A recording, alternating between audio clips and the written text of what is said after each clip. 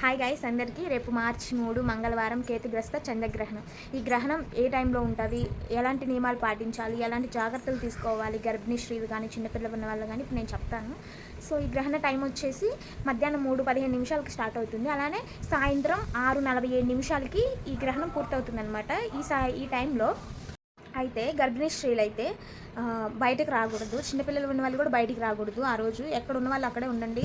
ఇంకా మీకు నచ్చిన దేవుణ్ణి మనసులో స్మరించుకోండి, అంటే మీకు ఇష్టం వచ్చిన దేవుణ్ణి, అదే మంచిది. ఈ గ్రహణ ప్రభావం మెయిన్గా కొంతమందికి ఉందన్నమాట. వాళ్ళు ఎవరో నేను చెప్తాను.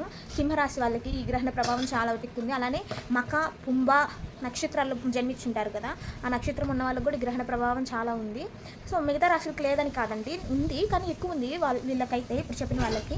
సో వీళ్ళు కొంచెం జాగ్రత్తగానే ఉండాలి. గర్భిణీ స్త్రీలు అయితే అసలు బయటికి రాకండి, చాలా జాగ్రత్తగా ఉండండి, ఇంట్లోనే ఉండండి. మీరు ఏమైనా తినండి కానీ కాకపోతే బయటికి రాకండి. మీకు మనసులో మీకు నచ్చిన స్వామిని స్మరించుకోండి. చిన్నపిల్లలు ఉన్న వాళ్ళు కూడా అంతే, వాళ్ళకేం పెట్టకుండా ఉండమని నేను చెప్పట్లేదు.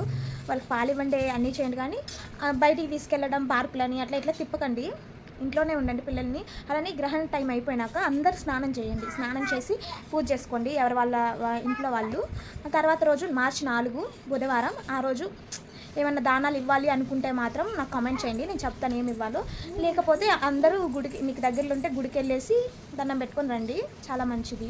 ఇదే అనమాట నాకు తెలిసిన ప్రకారం. అదే ఇంకొక విషయం కూడా నాకు తెలుసు అనమాట, అంటే విన్నాను.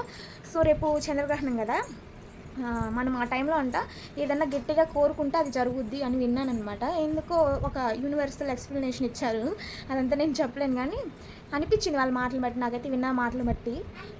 ఒక ట్రై చేయండి, పోయేదేముంది, కోరుకోవడమే కదా మీ కోరికల్ని. Bye guys.